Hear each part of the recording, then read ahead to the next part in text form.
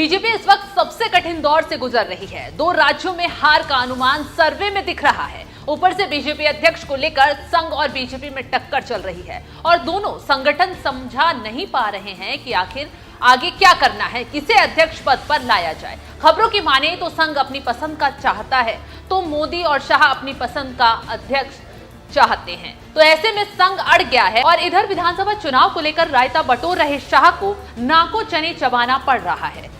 पिछले हफ्ते गणेश चतुर्थी के मौके पर अमित शाह मुंबई में थे तो महायुति के लोगों से मिले और विधानसभा चुनाव को लेकर क्या रणनीति तय की जाए ये बातचीत हुई। इसको लेकर काफी लंबी बातचीत चली, बात नहीं बनी और सहयोगी अपनी अपनी मांग को लेकर अड़ गए। फिर क्या था, मुंबई से मुंह लटकाए अमित शाह नाराजगी जताकर वापस लौट आए। के आने के 1 हफ्ते बाद फिर मुंबई में टिकट को लेकर खुले तौर पर बयानबाजी हो रही है और अपने ही कार्यकर्ता अपने सहयोगियों को देख लेने और बगावत करने की धमकी दे रहे हैं। ऐसे में मुंबई की 36 विधानसभा सीटों का बंटवारा और फिर कार्यकर्ताओं को बीजेपी कैसे मनाएगी, इसको लेकर ही सीनियर्स के पसीने छूट रहे हैं।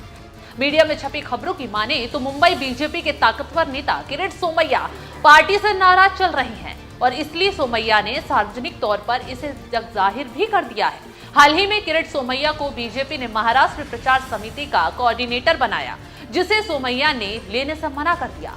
कहा जा रहा है कि पार्टी में साइडलाइन किए जाने की वजह से किरीट सोमैया गुस्से में है।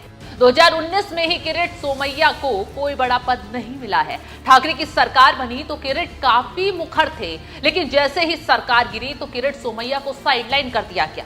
अब किरीट सोमैया अपना हक मांग रहे हैं और नहीं मिलने पर बगावत करने की बात कर रहे हैं। इसे आप समझ सकते हैं कि अंदर ही अंदर लावा भड़क रहा है। वहीं राजनीतिक विश्लेषकों की माने तो मुंबई की कई सीटों पर दावेदारों ने टिकट को लेकर मोर्चा खोल दिया है। बीजेपी से जुड़े सूत्रों का कहना है कि चुनाव प्रभारी भूपेंद्र यादव के सामने कम से कम 4 सीटें आई हैं, जहां पार्टी के ही दिग्गज नेता एक दूसरे के आमने सामने बगावत करने को तैयार हैं।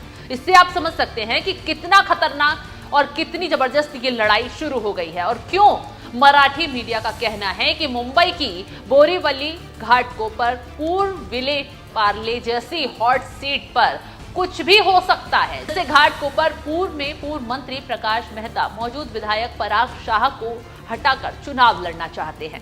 जानकारी देते चले कि 2019 में प्रकाश का टिकट काटकर पराग को दे दिया गया था। प्रकाश मेहता उस वक्त चुप रहे, लेकिन अब टिकट को लेकर मजबूत दावेदारी पेश कर रहे हैं। इस तरह का हाल बोरीवली और विले पार्ले सीट की पर भी हो रहा है। अब देखना ये होगा कि आगे कैसे सारे मसले सुलझाए जाएंगे, देखना दिलचस्प होगा। लेकिन उससे पहले हरियाणा और जम्मू कश्मीर में कांग्रेस जोरदार टक्कर देती दिखाई दे रही है। अब देखना ये होगा कि 8 अक्टूबर को क्या नतीजे आते हैं। क्या बीजेपी इन राज्यों में जीत हासिल कर पाएगी या कांग्रेस दावेदारी या कांग्रेस मजबूती से उठ पाएगी। फिलहाल इस खबर पर आपकी राय क्या है, कमेंट कर जरूर बताएं।